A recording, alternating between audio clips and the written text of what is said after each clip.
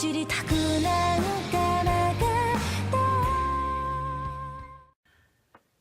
YouTube, this is the Creative Duelist here, and today I'm here to talk to you about a certain thing for the casual players and competitive players, any players at all, and it's about being yourself.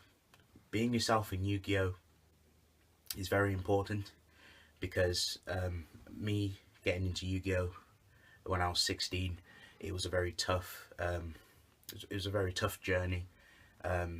You end up bumping into the wrong people and you hear the wrong advice, and it takes you to certain places where you don't want to be, and you know, it makes you have like a bitter experience. But it depends on some people. But let me get straight to the video. Be yourself. So I've got a couple of things to talk about. I'm going to start with, well, I have a couple. It's basically rarity whores and rarities in Yu-Gi-Oh. Then we have your personal decks you like to personally play, and players who generally try to attack you on the decks you like to play. And the last one is, and the last point that I wanted to also address in this video is about money management and how what you should do that's best for you and not for what other people think.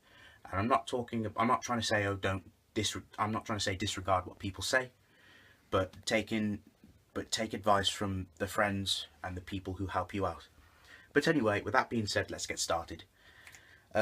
So the first one, rarity whores. Now, I will admit myself, I'm a bit of a rarity whore. I do like my ulties, I do like my secret rares, but I'm not like a proper rarity whore. I don't break bank just to pick up all these high rarity cards. Now, if you're a casual player, and I know how it feels, you know, coming up from, you know, just starting Yu-Gi-Oh, and you're trying to obtain these cards, you know, sometimes we start with, you know, just chump change. And for example, like, you could have your Light Sworn deck and you've got like common solar recharges, and it's happened to me. I've been at locals and I'm playing with my deck and they go, oh, let me see your deck, and they look at your deck and be like, oh, you got common solar recharges, you're a scrub. What the fuck, are you serious? Are you actually serious? So because I have common cards, that makes my deck shit? How does that work? Rarities do not define the game state in Yu-Gi-Oh. So say if you had Solemn Warning, someone had an ulti Solemn Warning, you had a common one, and they pen for 5, and I Warning, their ultimate rare, or my common like £2 Solemn Warning, is going to win me the game. It doesn't matter on what rarities my cards are. These are just people who like to gloat, who like to be narcissistic, and like to be very big-headed about rarities, and they like to pick and prey on people because they have cards that aren't high in rarity. Now, there's nothing wrong with having rarity cards, like, you know, like if you've got money to toss about, go ahead and buy yourself a playset of ulti Judgment Dragons. Go ahead. But if you have some change and you want to bunk up your decks eventually just to make your decks look good, then go ahead. If that's what you want to do, then do it. Don't listen to these dirty little people that have no say in what you do. It's down to you. So that's pretty much what I'm going to say for about the rarity whores and all that good stuff. It's decks. Now, everyone has their own type of decks that they love to play. It may be a garbage deck. It may be a deck that people tend to frown upon and speak a lot of venom about it. So say, for example, like you're playing Ice Barriers. Like, I like to play Ice Barriers. I know the deck is absolute hot garbage, but if a player comes up to you, and it's happened to me. I was playing, what was I playing before? I was playing Exodia, and we all know Exodia is annoying, but don't give grief to players who are playing these scrub decks or whatever. And if these people come up to you and they're like, oh, you're playing Exodia, Well, why are you playing X deck? Why are you playing Y deck? Who gives a fuck what they say? Fuck them and their opinion. If you want to play Ice Barriers, you want to go and play Moki Moki or some weird bamboo deck, go ahead. That's down to you. It's not up to these people. So keep that in mind. And for my final point is money management. You've got these goofy, smelly, trampy people that will harass you and have a go at you and give you, and not even constructive criticism about your deck.